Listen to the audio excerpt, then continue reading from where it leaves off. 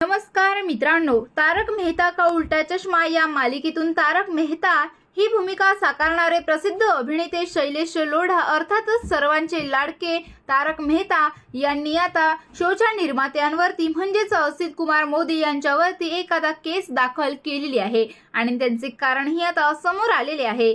तर बघूया काय आहे कारण व संपूर्ण प्रकरण काय आहे। तर मित्रांनो, शैलेश लोढा यांना त्यांचे मानधन न मिळाल्याने असित मोदी यांच्या प्रोडक्शन कंपनी विरुद्ध गुन्हा दाखल केलेला आहे। शैलेश यांनी नॅशनल कंपनी लॉ ट्रिब्युनल जात कलम 9 अंतर्गत ही तक्रार दाखल केलेली आहे। या प्रकरणावर मे महिन्यात सुनावणी केली जाणार आहे।